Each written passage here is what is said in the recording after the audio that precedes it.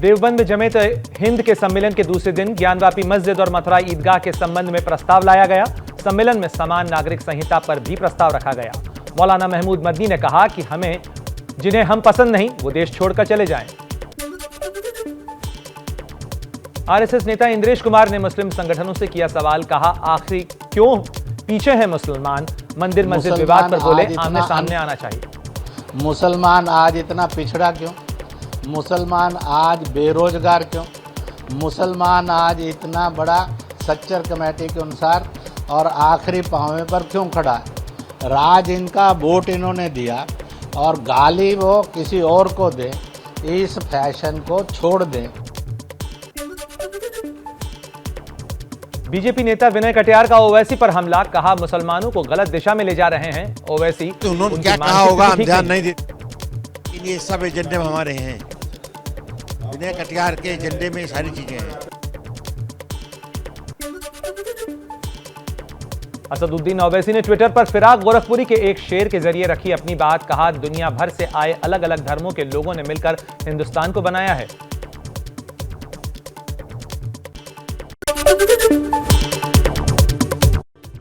AIMIM के अध्यक्ष असदुद्दीन ओवैसी ने महाराष्ट्र के भिवंडी में एक जनसभा को संबोधित करते हुए मोदी सरकार पर जमकर निशाना साधा। ओवैसी ने कहा, बीजेपी और आरएसएस ने मुस्लिमों के खिलाफ ऐलान जंग कर दिया और इसके लिए हमारी निशानियां मिटाई जा रही हैं। जब मैं ज्ञानवापी मस्जिद के बारे में कहा कि बाबरी मस्जिद की तरह इसको छीनने की कोशिश की जा रही है, तो सोशल मीडिया पर संघ परिवार के लोगों ने कह दिया, ए ओवैसी तो इसके पूर्वज ब्राह्मण थे। महाराष्ट्र के भिवंडी की रैली में ओवैसी का मोदी सरकार पर निशाना, बोले इतिहास को बदला नहीं जा सकता। हमारी हर तहजीब की हर निशानी को मिटाना चाहते हैं, हर चीज को मिटा देना चाहते हैं। बीजेपी प्रवक्ता नुपुर शर्मा के खिलाफ मुंबई में रजा एकेडमी ने पैगंबर साहब को अपशब्द कहने की शिकायत दर्ज कराई। नुपुर शर्मा ने कहा, मुझे धमकियां मिल रही हैं। जिस तरीके की 70,000 प्लस मुझे जान से मारने की धमकियां आई हैं, और मैं आपको बता दूं तो भारत से नहीं विश्व भर से आ रही। एबीपी न्यूज को मिली एक्सक्लूसिव जानकारी के मुताबिक ज्ञानवापी के आंगन में एंट्री गेट के बाईं तरफ बन सकता है अस्थायी वजूखाना। विवादित ज्ञानवापी मस्जिद का वजूखाना अदालत के आदेश पर सील किया जा चुका है। जल्द शुरू हो सकता है नया वैकल्पिक वजूखाना। सामना में बीजेपी पर शिवसेना का निशाना, कहा बीजेपी को केवल एक ही धर्म का बलिदान दिखता है। जितना सम्मान बलिदान देने वाले हिंदू का है, उतना ही मुसलमान के बलिदान का भी है।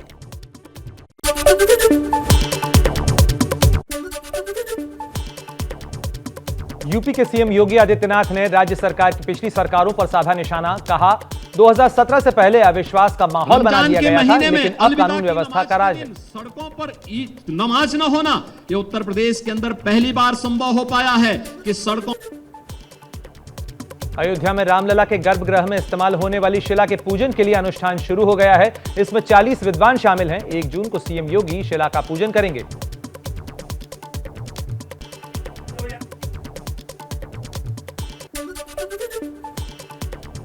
नवनीत राणा और रवि राणा के अमरावती पहुंचने पर उनका दूध से अभिषेक किया गया। जेल से निकलने के बाद कल वो पहली बार अपने घर पहुंची। नवनीत की मां ने आरती भी उतारी। नवनीत राणा के अमरावती पहुंचने पर समर्थकों में जबरदस्त उत्साह। उन्हें जेसीबी से माला पहनाई गई। जमकर आतिशबाजी भी हुई।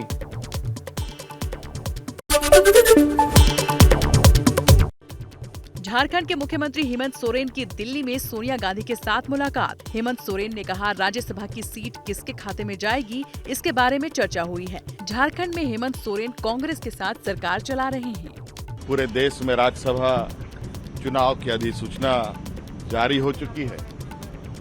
झारखंड में भी 2 सीट के राज्यसभा चुनाव होने। केंद्रीय मंत्री अर्जुन राम मेघवाल ने गाया भजन।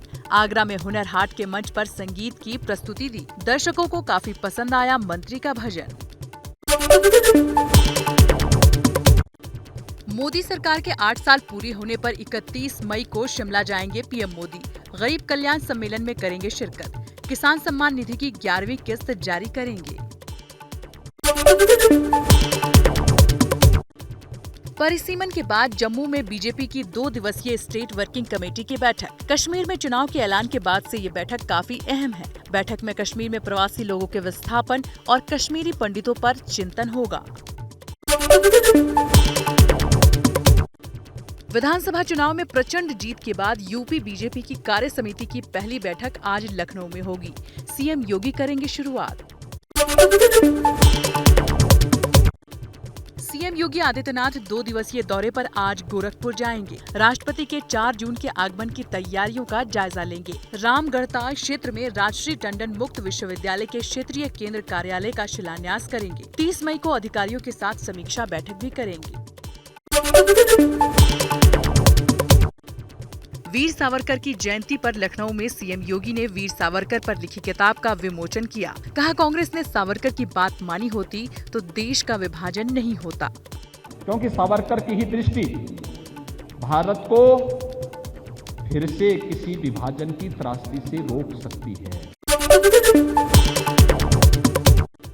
हरियाणा में नगरीय निकाय और विधानसभा चुनाव के लिए आपकी तैयारियां जोरों पर। दिल्ली के सीएम अरविंद केजरीवाल आज हरियाणा के कुरुक्षेत्र में एक रैली को संबोधित करेंगे। गुजरात के गांधीनगर में पीएम मोदी ने 175 करोड़ रुपए की लागत से बनी यूरिया संयंत्र का उद्घाटन किया। प्रधानमंत्री के साथ गृह मंत्री अमित शाह भी मौजूद रहे।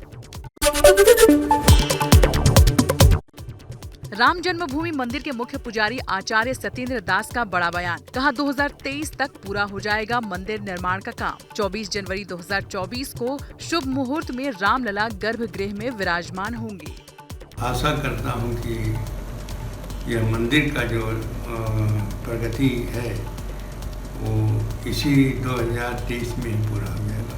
रामलला विराजमान शुभ मुहूर्त जो पड़ रहा है वो जनवरी 24 में पड़ रहा है।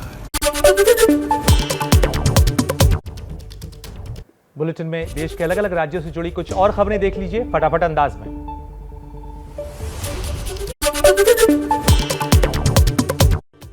अलीगढ़ के एक कॉलेज में एक शिक्षक का नमाज अदा करते हुए वीडियो वायरल हुआ। वीडियो वायरल होने के बाद जांच के आदेश दिए गए।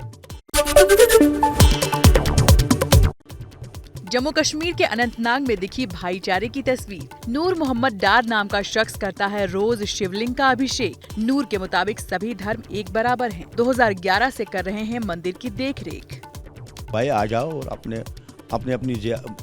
मंदिरों की खुद रखवाली करो। जैसे मुसलमान मस्जिदों की रखवाली कर रहे हैं, पंडित अपने मंदिरों को, सिख अपनी गुरुद्वारों को। यूपी के बरेली की हिंदू कॉलोनी में मुस्लिम युवक के मकान खरीदने पर बवाल। स्थानीय लोगों ने पलायन करने का नोटिस लगाकर धरना प्रदर्शन शुरू किया। उत्तर प्रदेश के बाराबंकी में एक मुस्लिम परिवार को बीजेपी के लिए वोट अपील करना पड़ा महंगा। मुस्लिम परिवार का मुस्लिम समुदाय के लोगों ने बहिष्कार किया। पीड़ित परिवार का आरोप, गांव के प्रधान समेत कुछ लोग उसकी जमीन के लिए बना रहे हैं आरोप। पुलिस ने केस दर्ज कर जांच शुरू की। किसान संगठनों में फूट के बाद आज किसान संगठनों की मुजफ्फरनगर में होगी महापंचायत। बालियान खाप की दोपहर में होगी महापंचायत। सुभाष बालियान खाप के अध्यक्ष नरेश टिकैत मौजूद रहेंगे। पंचायत किसानों पर बढ़ रहे बिजली के बिल, बकाया गन्ना भुगतान और आवारा पशुओं को लेकर होगा मंथन। मध्य प्रदेश के खंडवा में प्याज के घटते भाव से किसान परेशान। सही कीमत नहीं मिलने से किसान 1 रुपए में 4 किलो प्याज बेचने को मजबूर हैं। 1 रुपए का 4 किलो कांदा, 1 रुपए का 4 किलो कांदा, 1 रुपए के 4 किलो, 1 रुपए के 4 किलो, 1 रुपए के 4 किलो, 1 रुपए के 4 किलो। राजस्थान के भरतपुर में जन सुनवाई के दौरान बीजेपी जिला अध्यक्ष जगत सिंह ने पेयजल अधिकारी से की अभद्रता। एक दिन पहले भी जूते मारने और AK-47 चलाने वाला विवादित बयान दिया था। मैं आपको 1 हफ्ते का समय दे रहा हूँ, दोनों टंकियों में पानी आना चाहिए। ये मेरा घरेलू मेरा काम है, ये मेरा, और मैं 1 हफ्ते में आऊंगा और ये नहीं हुआ ना तो मैं आपको टांग दूंगा टंकी से। दिल्ली में पानी की किल्लत के बीच दिल्ली जल बोर्ड की बड़ी लापरवाही। ग्रेटर कैलाश के पास लाखों लीटर पीने का पानी सड़क पर बह रहा है, जहां पाइपलाइन में लीकेज हुआ है वहां से पास है जल बोर्ड का ऑफिस। और फटाफट अंदाज में ही देख लीजिए देश की कुछ और अहम खबरें भी।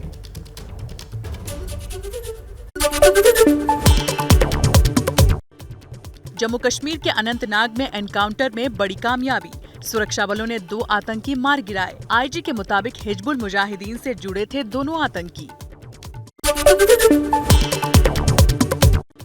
एनकाउंटर में शहीद पुलिसकर्मी मुदस्सिर शेख के घर पहुंचे जम्मू कश्मीर के उपराज्यपाल मनोज सिन्हा। शहीद पुलिसकर्मी मुदस्सिर शेख के परिजनों से मुलाकात की।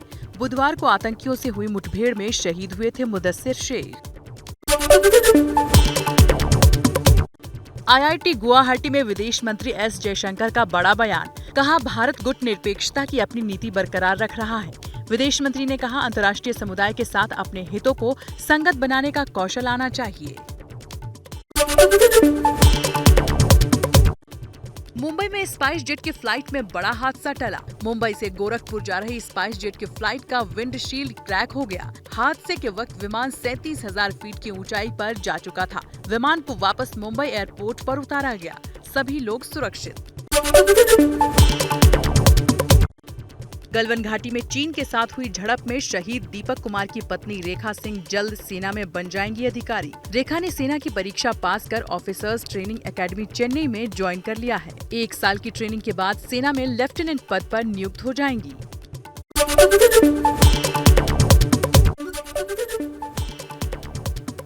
दिल्ली के आईएएस दंपति के ट्रांसफर पर मेनका गांधी ने उठाए सवाल, कहा ये दिल्ली के लिए नुकसान है। आईएएस खिरवार पर अपने कुत्ते को टहलाने के लिए स्टेडियम खाली कराने के आरोप लगे थे। दिल्ली का नुकसान हुआ है, ये साजिश के तौर पर उनको निकाला गया है। झारखंड के दुमका में अवैध खनन कर पत्थर निकालने वाले क्रशर पर प्रशासन ने बुलडोजर चलाया। पत्थरों का अवैध कारोबार पर कार्रवाई के लिए 14 टीमें भी बनाई गई हैं। यूपी के गोंडा में अतिक्रमण के खिलाफ कार्रवाई की तैयारी, प्रशासन ने 47 अवैध कब्जों की लिस्ट जारी की। मॉल और दुकानों पर चलेगा बुलडोजर। भारत और बांग्लादेश के बीच पैसेंजर ट्रेन सर्विस 2 साल बाद एक बार फिर बहाल हुई है। कोरोना की वजह से यह ट्रेन बंद कर दी गई थी। बंधन एक्सप्रेस नाम की यह ट्रेन कोलकाता से चलती है। नेपाल के तारा एयर का एक विमान लापता हो गया है। इस विमान में क्रू मेंबर समेत 22 लोग सवार थे, जिनमें 4 भारतीय नागरिक हैं। विमान ने नेपाल के पोखरा से उड़ान भरी थी।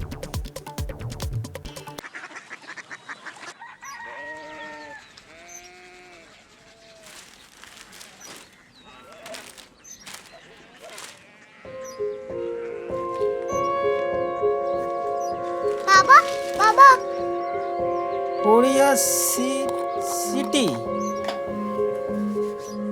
जानी ना।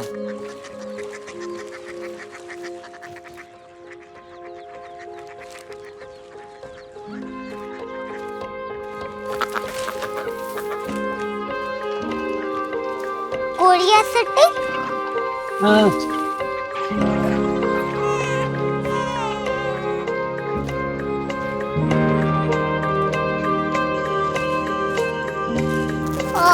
कोरिया सिटी कहाँ पे है? शहर अंग्रेजी लगे हैं।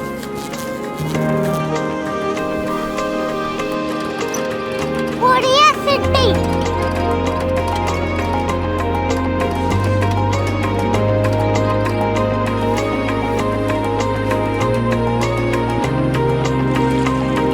वो बहुत दूर है।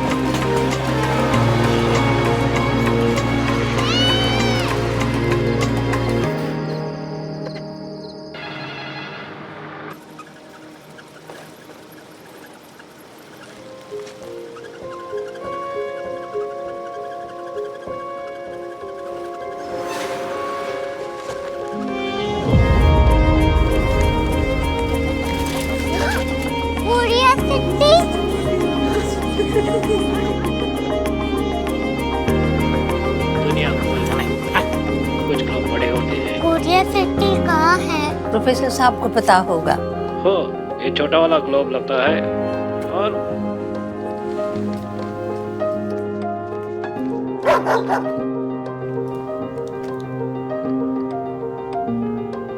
पता नहीं, मेरी बेटी से जाके मिल लो, शायद उसे मालूम हो।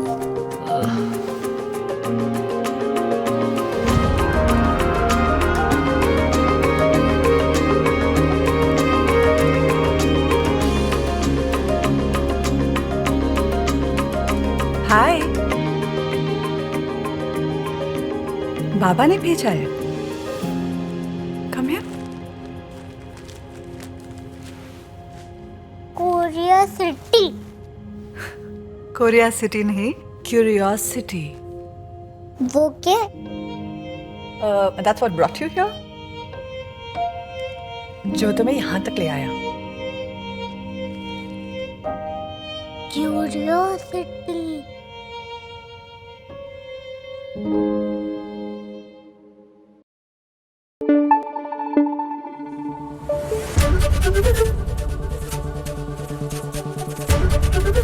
ABP न्यूज आपको रखे आगे।